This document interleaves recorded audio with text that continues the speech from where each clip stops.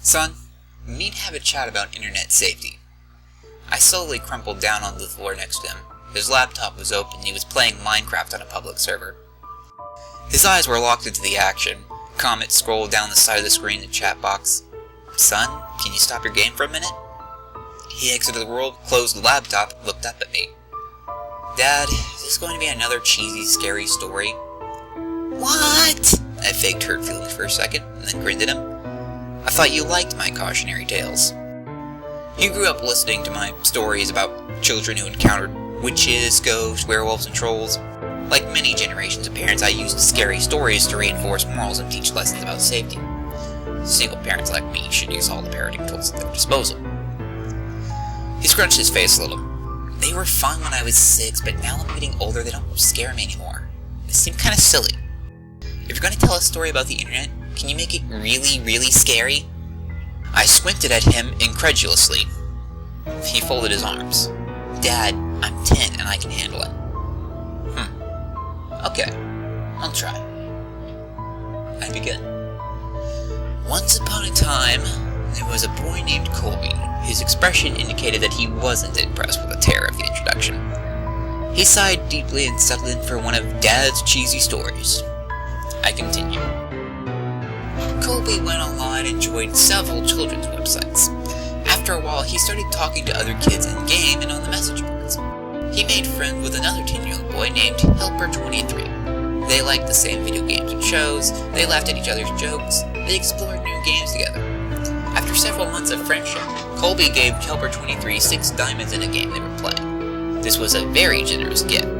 Colby's birthday was coming up and Helper23 wanted to send him a cool present in real life. Colby figured it wouldn't hurt to give Helper23 his home address, as long as he promised not to tell it to any strangers or grown-ups.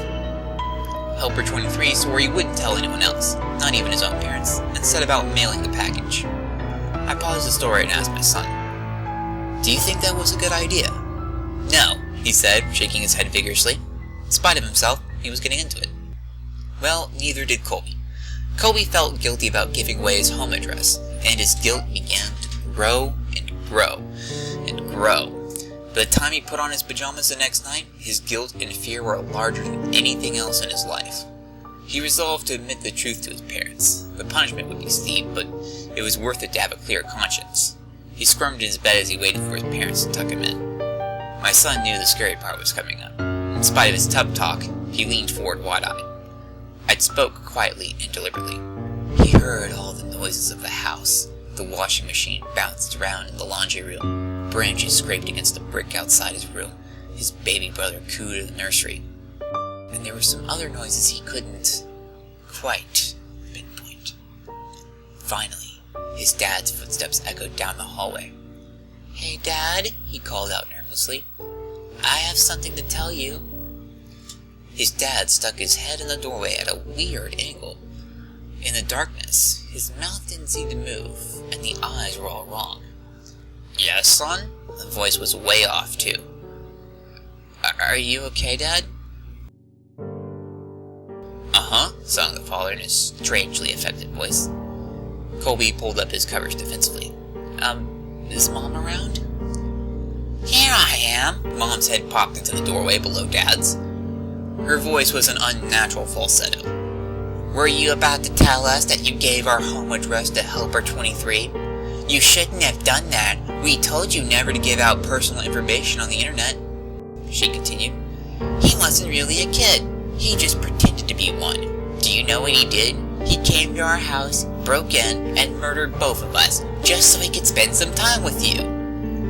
A fat man in a wet jacket emerged in the child's doorway, holding 2 severed heads. Colby shrieked and gasped. The man dropped the heads on the ground, unsheathed his knife, and moved into the room to work on the boy.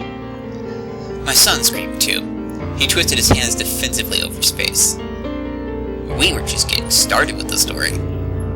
After several hours, the boy was almost dead, and his screams had become whimpers. The killer noticed the wailing of a baby in another room, and removed his knife from Colby.